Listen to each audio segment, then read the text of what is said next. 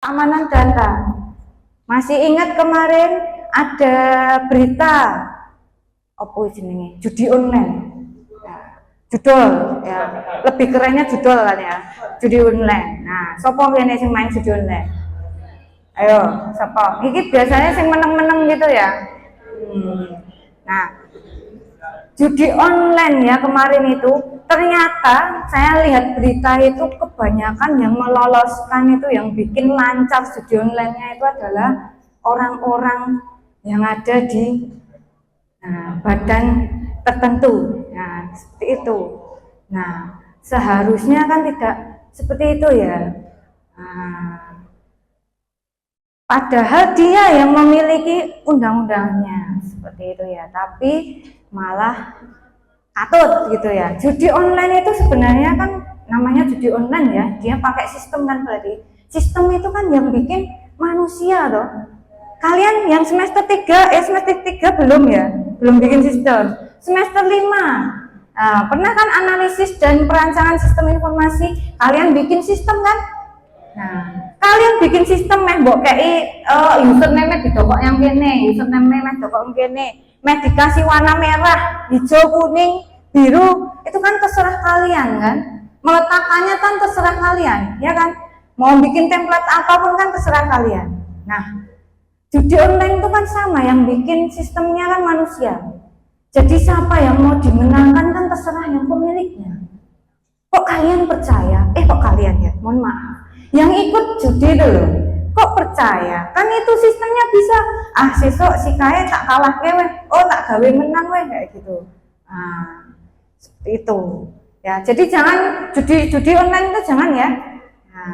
Nggak usah ikut judi online gitu ya.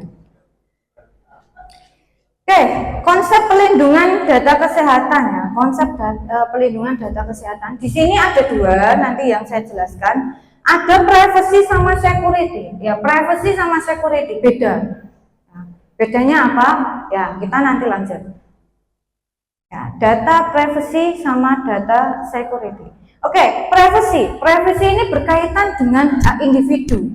Ya, hak individu mengenai apa? Nah, untuk menentukan atau mengontrol ya, mengontrol siapa yang dapat mengakses informasi pribadinya. Misal Mbak Anissa Desta. Mbak Anissa Desta ini punya istilahnya punya rahasia, gitu, rahasia pribadi. Nah, Mbak Anissa Desta ini milih Mbak Arum untuk sebagai pendengarnya, seperti itu. Nah, ini haknya Mbak Anissa Desta. Ya, haknya Mbak Anissa Desta memilih ya, mengontrol siapa saja yang boleh mengetahui rahasianya. Itu privacy. Itu namanya privacy ya. Kepada siapa Mbak Anissa Desta ini mau memberikan ceritanya seperti itu. Nah, mau dibagikan kepada siapa seperti itu. Nah, ini menghasilkan apa? Kondisi rasa aman dari campur tangan pihak lain ya, terkait dengan hal-hal pribadi. Nah, Mbak Anissa Desta hanya cerita sama Mbak Arum. Nah, ini kan berarti Mbak Anissa emang merasa aman dengan Mbak Arum gitu, curhatnya ke Mbak Arum gitu, cerita tentang data pribadinya itu ke Mbak Arum ya, seperti itu. Nah, merasa aman. Nah, rasa aman ini nanti menghasilkan ini hanya pihak tertentu yang boleh tahu. Jadi privacy ini intinya adalah hanya pihak tertentu yang boleh tahu. Ya kayak tadi Mbak Anissa Desta hanya cerita sama Mbak Arum. Jadi hanya Mbak Arum yang boleh tahu. Kalau Mbak Arum bisik-bisik tetangga sama Mas Femas misal. Mohon maaf ya, BBA-nya Mas Femas ya, mohon maaf. Jangan tersinggung gitu ya. Ya, oke. Nah, misal bisik-bisik sama Mas Femas. Nah, di sini berarti apa? Nah, Mbak Arum membocorkan hak atau privasinya Mbak Anissa Desta seperti itu. Nah, kemudian lanjut ke security ya, ke security. Nah, security ini apa? Security ini bukan satpam itu ya, bukan itu ya. Maksudnya adalah rasa aman dari bahaya dan ancaman. Rasa aman dari bahaya dan ancaman baik fisik non fisik ya. Dari misal mau aman dari kejahatan fisik dipukulin atau non fisik ya, dari dalam hati seperti itu.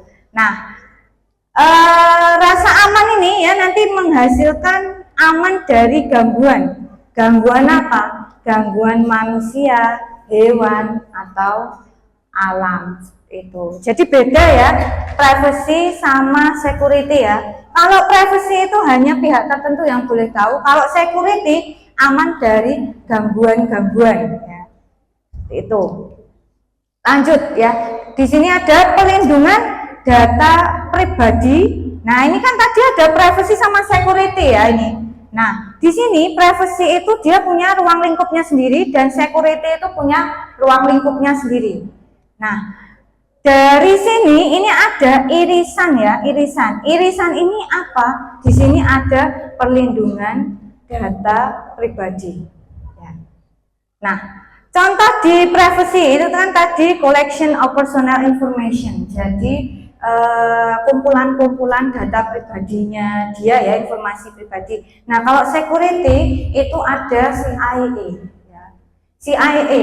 Oke, coba wah langsung midok apa ya?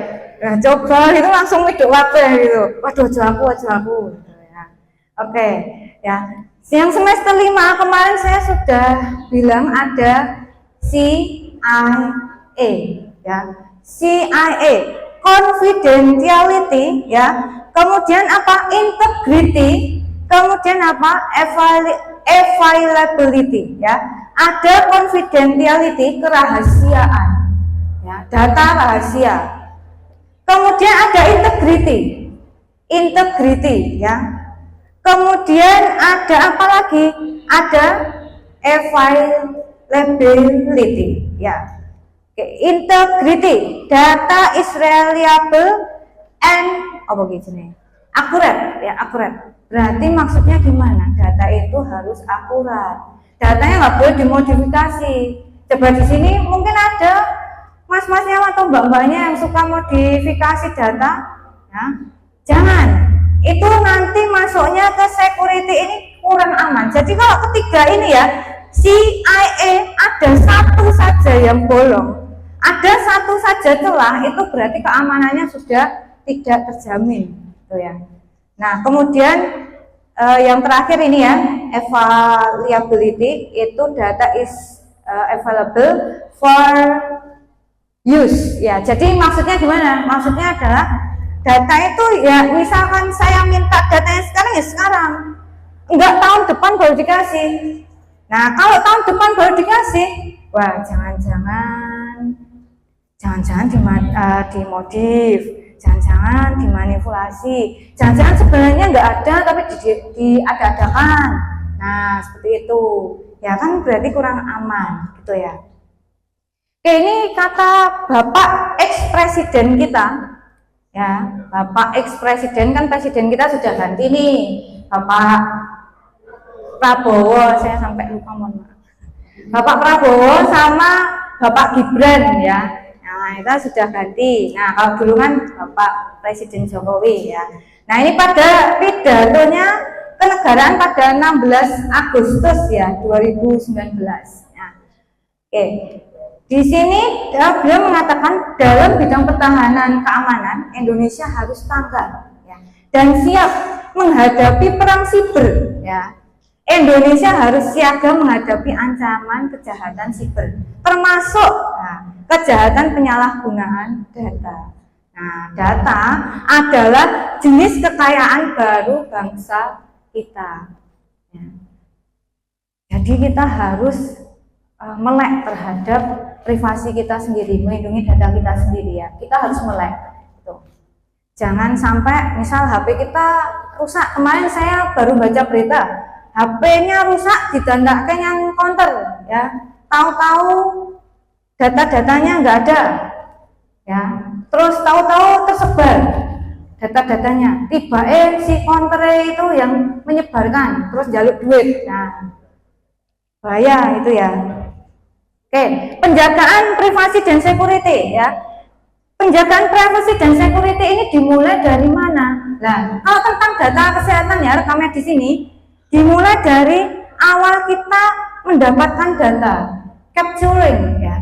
Awal kita mendapatkan data, itu kalau di rekam medis itu pas apa? Pas pendaftaran ya. Awal kita mendapatkan data pas pendaftaran itu kita harus mulai menjaga privasi dan security-nya ya.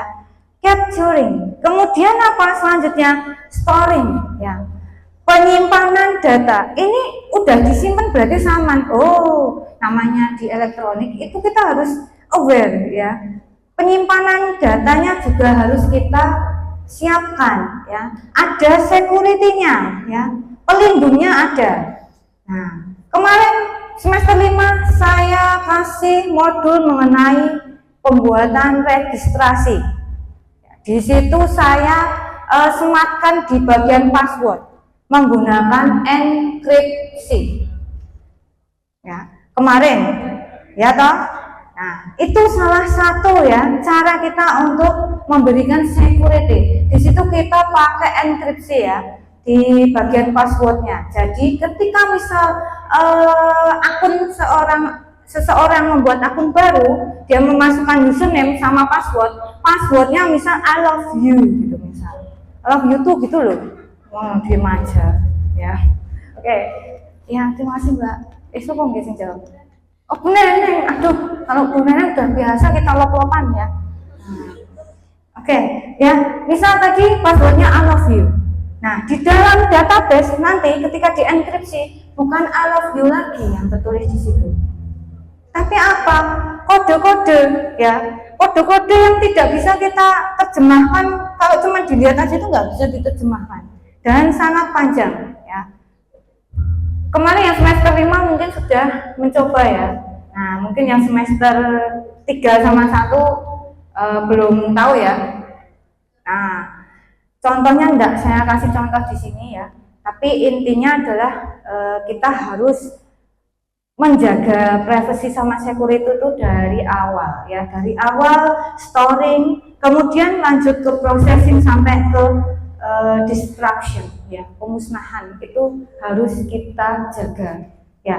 Bisa dengan kita kasih data masking ya, data masking gimana topu gitu ya. Jadi datanya itu kita istilahnya kayak misal kalian mau ngirim paket gitu ya, misal kalian itu penjual HP-nya mbok kasih bubble wrap ya, mbok kasih bubble wrap, terus mbok kasih solasi biar rapi, kemudian mbok kasih bubble wrap lagi, kemudian mbok kasih kardus, mbok tumpuk lagi bubble wrap, kalian ya. Mohon maaf ini lidahnya agak keseleo sedikit gitu ya, ngomong cepet-cepet gitu ya, dikasih bubble wrap, bubble wrap gitu ya. Ya kayak gitu dibungkus lagi, kemudian dikasih apa? Dikasih jangan dibanting. Nah, itu kan termasuknya kita memberikan pengamanan ya. Jadi sama kayak di storing, di bagian processing. Walaupun di bagian storing, di processing kita harus memberikan lapisan pengamanan yang double ya. Ya, dari capturing, storing, kemudian processing ya, using penggunaan, kemudian reporting laporan, kemudian apa? Destructing ya, pemusnahan. Mosok musnahke dadak di KI security toh. Iya, kalau misalkan nggak mau kasih security ketika dimusnahkan, namanya digital itu ada yang namanya respon. Pernah nggak kalian hapus data di misal sebuah folder, buat hapus, kemudian buat respon kembali, terus data muncul meneh gitu. Pernah kan? Nah, takutnya terjadi seperti itu dan digunakan orang-orang yang tidak berkepentingan. Next ya, apa yang bisa dilakukan? Nah, apa yang bisa dilakukan ini termasuk peluangnya ya, yaitu yang pertama adalah CISET ya, CISET bukan T-shirt ya, CISET bukan T-shirt ya. Kemudian keamanan dan perlindungan data, yang ketiga ada meningkatkan kewaspadaan, awareness ya. Aware.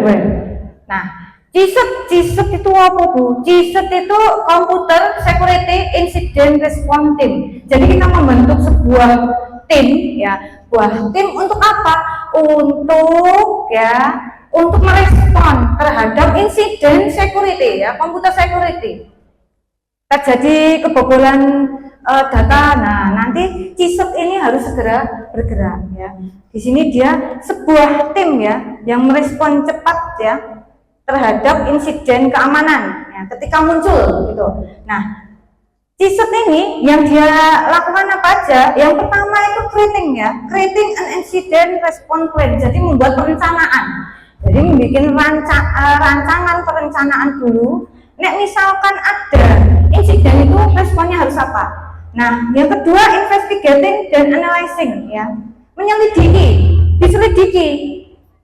Kok iso ada kebocoran itu bagaimana? Terus dianalisis ya 5W1H. Nah, 5W1H. Nah, kemudian ada lagi tugasnya managing internal communication. Ya. Jadi mengelola komunikasi ya. Mengelola komunikasi kepada siapa ya? Kepada pihak-pihak yang terkait, dikomunikasikan ini ada insiden. Stop sek, jangan menggunakan jaringan internet dulu seperti itu misalnya. Nah, dikomunikasikan ya. Kemudian remediating incident, diusahakan untuk memperbaiki. Nah, dia juga CISET ini recommending technology plus governance. Nah, itu maksudnya apa? Merekomendasikan ada teknologi untuk keamanan yang baru, ada teknologi yang bisa digunakan untuk melawan sebuah ancaman misal seperti itu. Nah, di sini juga dia merekomendasikan kebijakan, seharusnya seperti ini, seharusnya seperti itu. Nah, terus tata kelola dan pelatihan ya, ini perlu sekali dilaksanakan. Kemudian terkait kemajuan, mundur nih. Nah, keamanan dan pelindungan data. Nah, ini ya yang bisa dilakukan, keamanan dan pelindungan data. Misal kita pakai antivirus, misal anti ransom, kemudian pakai apalagi misalkan pakai firewall misal.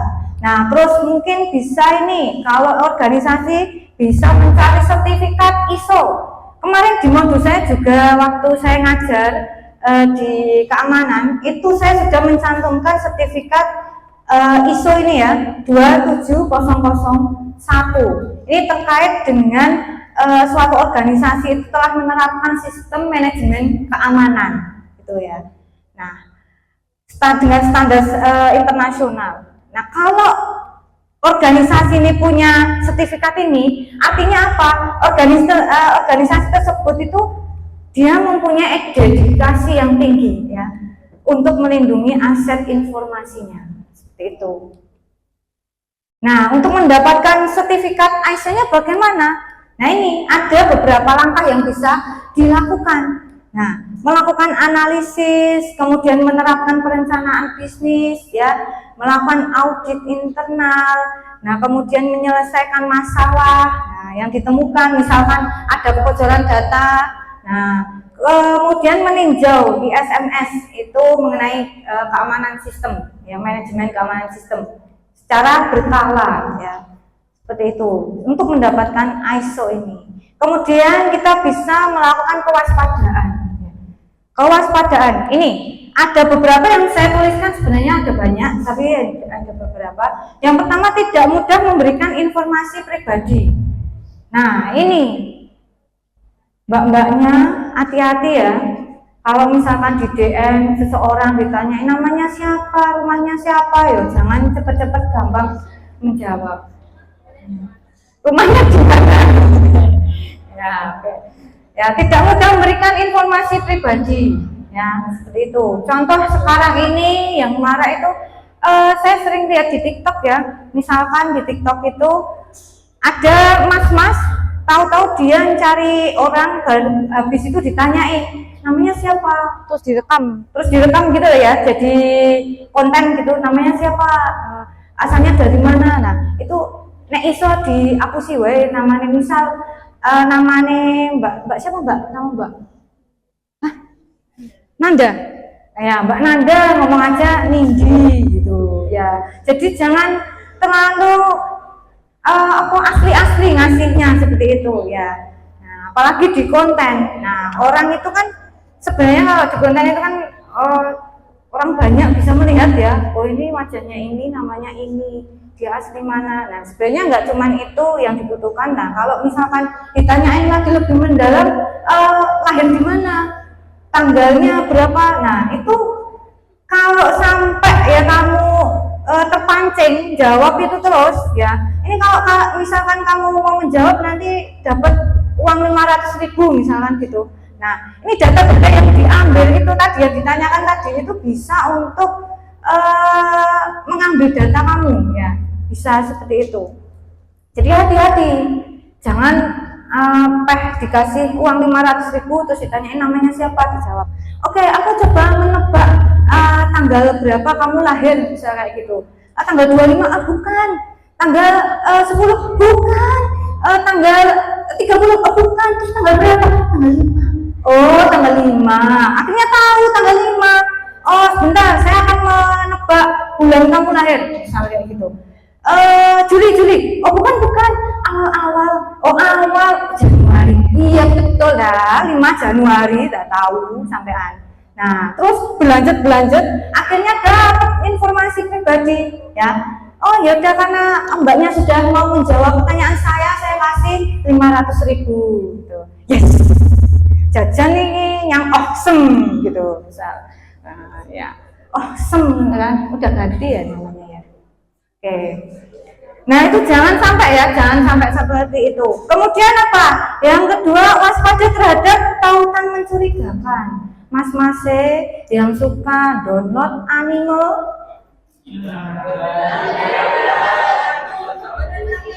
ya, mbak yang suka download drama Korea, apa drama Malaysianan, oh Cina, Dracin, ya, nah Dracin, nah itu tolong hati-hati, jangan ketika kamu download klik download, habis itu ada sentilannya yang bikin apa? Kemarin waktu saya ngajar itu kan saya juga sudah menjelaskan ya, penyebaran malware itu bisa dipicu dengan adanya host dan tanpa host. Nah, bisa dipicu dengan manusianya, humannya, ada yang enggak. Nah, salah satunya yang dipicu dari humannya, manusianya itu apa? Ya ketika kamu download, klik sing aneh-aneh habis itu nyusup di situ, akhirnya apa? Menyebar malwarenya. Nah, terus bingung, wah laptopku kenapa? Wah, seperti itu. Nah, waspada ya terhadap tautan mencurigakan. Nah, terus kemudian memperkuat keamanan akun ya, 2FA itu autentifikasi 2 faktor. Contohnya gimana? Contoh saya mau masuk Instagram, semua akun saya itu saya buat autentifikasi 2 faktor. Jadi kalau misalkan faktor yang buat autentifikasi itu ya aplikasi pihak ketiganya hilang, saya tidak bisa masuk ke akun saya seperti itu. Ya contohnya Facebook, sampai saat ini saya tidak bisa masuk ke Facebook saya. Facebook ya ampun jadul banget Bu ya. Ya bagi Anda jadul, bagi saya yaitu teman-teman saya ada di situ ya. Itu. Nah, contohnya penggunaan Google ya. Ada sebentar. Lali jenengnya aku. Sebentar ya.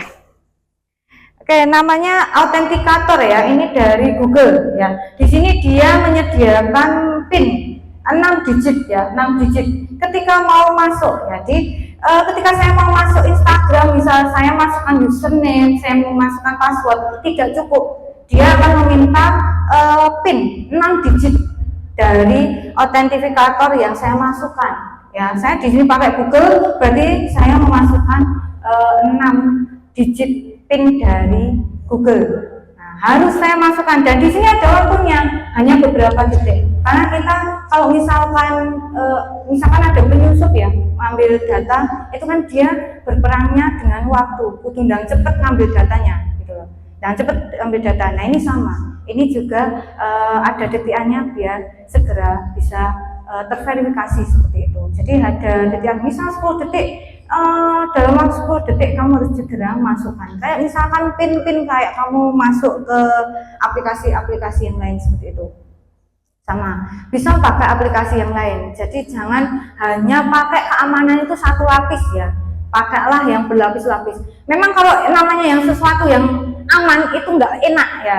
Contohnya misal mau buka laptop dikasih password, dadak masukin password seperti itu. Kalau misalkan nggak dikasih password ya nggak apa-apa, nggak masalah, tapi nggak aman. Ya, temenmu buka, habis itu bisa ambil data seperti itu. Nah, selanjutnya apa? Perbarui perangkat lunak ya, diupdate ya, diupdate. Aplikasinya diupdate biar tidak ada serangan ya.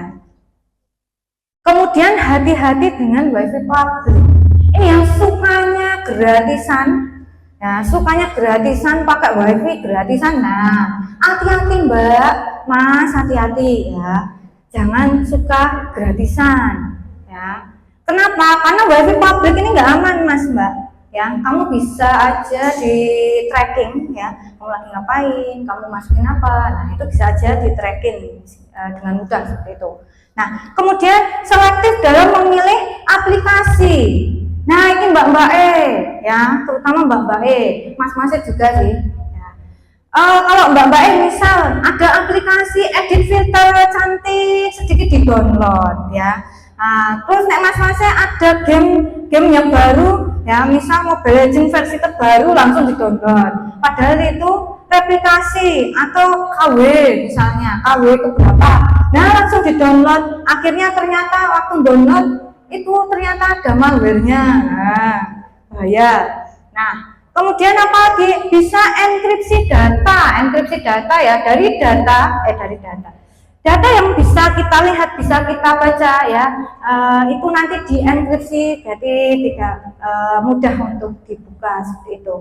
Nah, selanjutnya ada akses terbatas, batasi akses. Jangan semua orang bisa buka HP kamu, misal contohnya hanya tertentu, misal cuman hanya ayah atau ibu ya yang bisa mengakses HP kamu ya.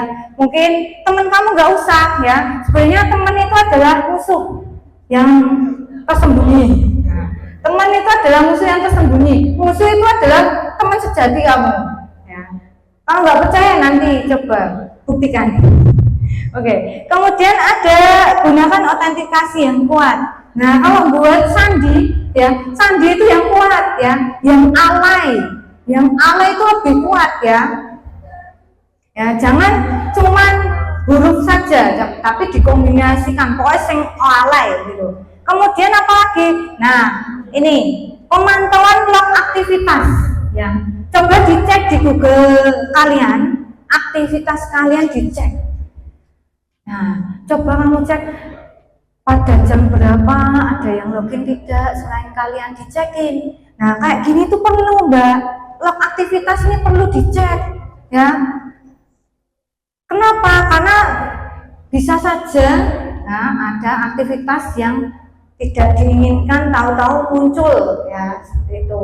Kemudian pelatihan dan kesadaran keamanan ini perlu diadakan. Pelatihan dan kesadaran ini perlu diadakan ya. Kayak misalkan ini ya, contohnya tidak usah jauh-jauh, ibu saya itu saya sudah bilang, kalau ada yang minta PIN OTP itu jangan segera dikirimkan, jangan segera dikasih, menembel-embele opo. Nanti kalau sudah mengirimkan PIN OTP nanti bisa masuk ke grup geng kita, misalnya kayak gitu. Nah, ibu saya tuh agak susah sekali untuk diberi pelatihan mengenai keamanan ya. Kenapa? Karena terulang kembali itu ya, mesti kapusan gitu ya. Kenapa ya? Gara-gara simpel, pengirim ke OTP ya diiyani wae ya, seperti itu. Tapi untungnya saya stop waktu itu ya, walaupun kedra ndang Dok, iki ndang dikirim, ibu pengen ndang mlebu geng ya. Jadi beliau itu punya geng reuni ya, punya geng reuni seperti itu yang dulu waktu kerja gitu. Nah, itu ada yang ngaku-ngaku temannya ibu saya, terus fotonya juga meyakinkan. Nah, terus habis itu si yang ngaku-ngaku itu bilang ini harus ngasih PIN dulu baru bisa masuk ke grup reuni kita, kayak gitu. Nah, ibu saya yang mohon maaf ya, namanya orang tua, nah, pasti langsung istilahnya pengen buru-buru masuk kayak gitu. Tapi untungnya saya stop, karena apa, kok minta PIN gitu ya, kan mencurigakan ya, minta PIN gitu. Nah, untungnya sudah saya stop. Nah, kemudian buat kebijakan. Nah, buat kebijakan ini merupakan tanggung jawab dari atasan ya. Nah, kebijakan ini dari atasan, misal government kita ngasih kebijakan, nah seperti itu. Nah, kemudian next ya, tantangan keamanan.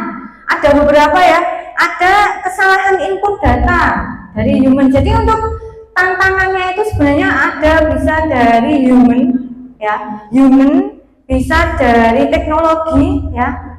Nah, dari human, teknologi, bisa dari alam.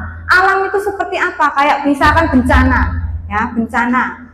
Terus kemudian dari teknologi mungkin ada ini crash ya, crash di sistemnya, jadi bisa masuk nyelip gitu. Maksud saya nyelip itu, maksud saya si penjahatnya itu bisa masuk di bagian yang celah-celahnya itu ya, celah-celah keamanan seperti itu. Nah, kemudian kalau di sisi human, kebanyakan sisi human ya, contohnya kalau misalkan kalian punya SIKBM toh? Punya akunnya toh? Akunnya apa aja yang ditanyakan? Name dan password. Nah, sering terjadi, saya tuh dengar bisik-bisik tetangga gitu ya, ada mahasiswa titip absen, iki name sama usernameku, name sama passwordku iki gitu. Terus ada yang nggak bisa masuk buat absensi gitu, padahal saya sudah titip ke teman saya, lah malah dibilangin titip ke temennya gitu ya. Ada yang seperti itu. Nah, ini username sama password ini kan kalau dikasihkan ke orang lain itu kan sesuatu yang privacy ya. Username sama password itu sesuatu yang privacy. Kalau mau kasihkan ke temenmu, itu berarti dari sisi dirimu yang kurang menghargai keamanan privasi kamu sendiri. Mau kasihkan ke orang lain gitu loh. Ya. Nah, dari diri kamu sendiri berarti kurang gitu. Itu contohnya SIKBM itu ya. Nah, absensi kita. Tolong lebih dijaga lagi. Ini dari sisi humannya yang bikin error, yang bikin adanya tantangan keamanan ya. Banyakan seperti itu. Nah, kesalahan input data ya. Nah, operator